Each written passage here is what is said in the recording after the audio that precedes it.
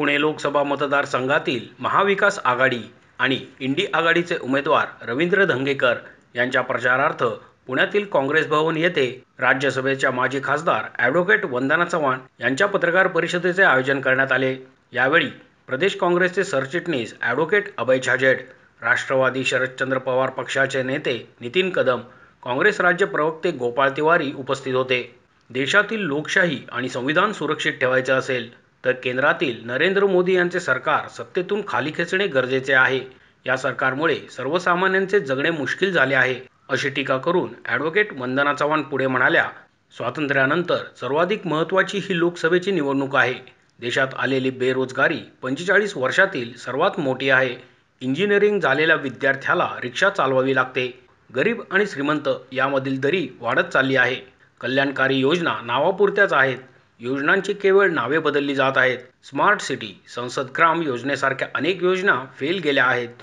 मोदी प्रचारादरम्यान एकाही योजनेवर बोलत नाहीत, कारण त्यांच्याच कॅग समितीने त्यांचे अपयश उघड केले आहे, असेही त्या म्हणाल्या।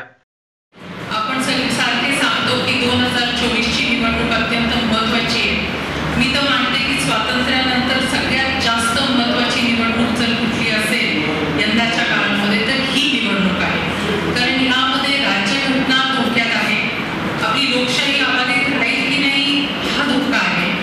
सगळ्या ठिकाणी आपल्याला दिसतंय की फंडामेंटल राईट्स जे कॉन्स्टिट्यूशनने आपल्याला दिले त्याची पायमल्ली होतीये। कोणी काय बोलावं, कोणी काय घालावं, कोणी काय खावं ह्यावर निर्बंध लावले गेलेले आहेत। कोणीही सरकारच्या विरोधात बोलले की जणू काय अनडिक्लेअर्ड इमर्जन्सीची परिस्थिती निर्माण झाली आहे।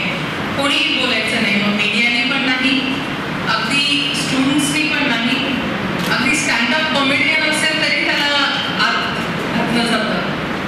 ही परिस्थिती न होशो न होईल अशी परिस्थिती निर्माण झाली आणि म्हणून खऱ्या अर्थाने आपली कॉन्स्टिट्यूशन अबाधित राहायची असेल तर प्रत्येक नागरिकाला निश्चितपणे सध्याच्या सरकारला बाजूला ठेवावं लागेल। ILO सारखी संस्था आहे, इन्स्टिट्यूशन ऑफ ह्युमन डेव्हलपमेंट अशी संस्था आहे, जे असं सांगतात की 83% युवक आज बेरोजगार आहेत आणि युवकांना जर रोजगार मिळाला नाही तर आपला देश कुठल्या बाजूने वाटचाल करेल हे आपण इमॅजिन करू शकतो। आज इंजिनियर होणाऱ्या मुलाला सुद्धा स्विगी झोमॅटो सारख्या ठिकाणी काम करावं लागतं, रिक्षा चालवावी लागते, ही आज शोकांतिक आहे। आणि म्हणून जर गव्हर्नमेंट ऍक्सेप्ट केलं हो ही परिस्थिती आपल्याला सुधारावी लागेल तर आपण समजू शकतो, परिस्थिती असू शकते, पण हे ऍक्सेप्टच करायला जर सरकार तयार नसेल तर मग काय खरं नाही अशी परिस्थिती आहे। आणि या सगळ्या गोष्टींमुळे विषमता वाढत चाललेली आहे। गरीब आणि श्रीमंत मध्ये जी विषमता आहे ती भीषण आहे। एका बाजूला GDPच्या अनुषंगाने आमचा GDP चांगला आहे, तो आणखी वाढेल, ह्याच्यावर सगळं चालत नसतं। ह्युमन डेव्हलपमेंट इंडेक्स सुद्धा हा काही असतो ज्याच्यामध्ये कल्याणकारी योजना गरिबांसाठी कराव्या लागतात आणि आज कल्याणकारी योजना नावापुरत्या त्याची कुठली अंमलबजावणी होत नाही।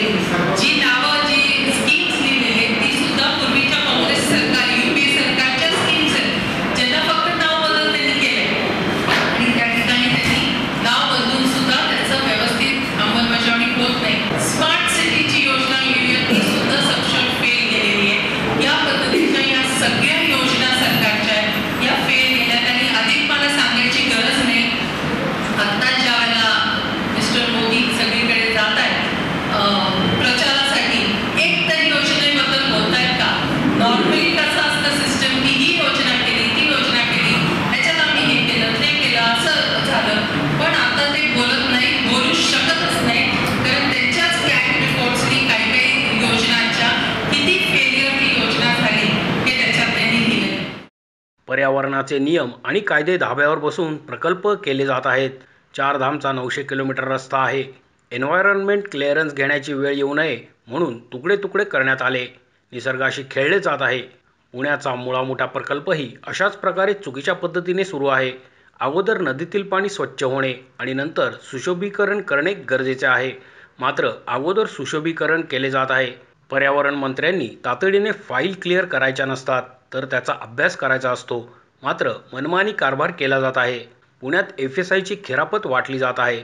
शहरातील पर्यावरणवाद्यांच्या एकाही आंदोलनात भाजपचे नेते सहभागी झाले नाहीत, असेही ॲडव्होकेट वंदना चव्हाण यांनी यावेळी सांगितले.